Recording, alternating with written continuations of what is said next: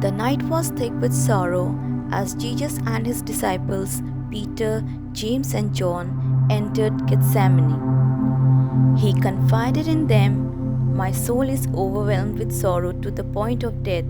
Stay here and keep watch with me. I go over there and pray." He walked little further, then fell with his face to the ground. He prayed, "My Father, if it is possible, let this cup be taken from me. Yet not as I will, but as you will." Returning to his disciples, he found them asleep. "Couldn't you keep watch with me for 1 hour?" he said to Peter. "Watch and pray, so that you will not fall into temptation. The spirit is willing, but the flesh is weak." Twice more he returned to pray the same words, and twice more he found them sleeping. Finally, he said, "Are you still sleeping and resting? Look, the hour has come, and the Son of Man is delivered into the hands of sinners. Rise, let us go. Here comes my betrayer."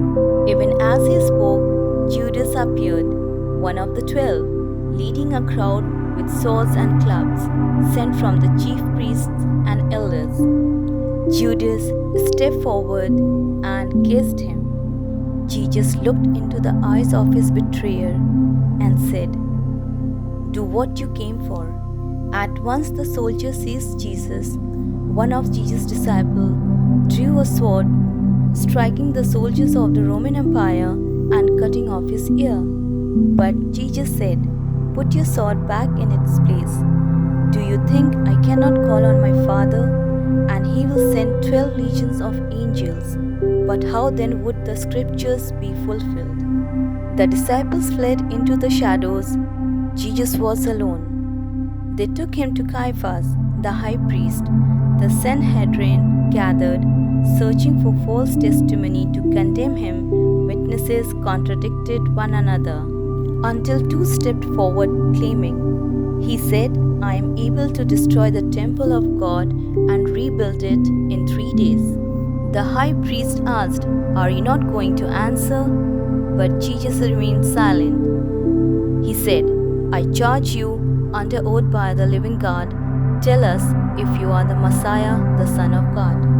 "You have said so," Jesus replied. "But I say, all of you, from now on you will see the Son of Man seated at the right hand of the Mighty One and coming on the clouds of heaven." The high priest tore his clothes. He spoke in blasphemy. "Why do we need any more witnesses? He is worthy of death," they shouted. They spit on his face, struck him, mocked him. "Prophesy to us, Messiah. Who hit you?" When dawn broke, they bound Jesus and handed him over to Pilate. Meanwhile, Judas watched from a distance. Remorse crushed him when he saw Jesus condemned. He returned the 30 silver coins and said, "I have sinned, for I have betrayed innocent blood." "What is that to us?" the high priest replied. "That's your responsibility." Then Judas threw the money into the temple and went away. Alone in despair, he hanged himself. Now Jesus stood before Pilate, the Roman governor. "Are you the king of the Jews?" he asked. "You have said so," Jesus replied.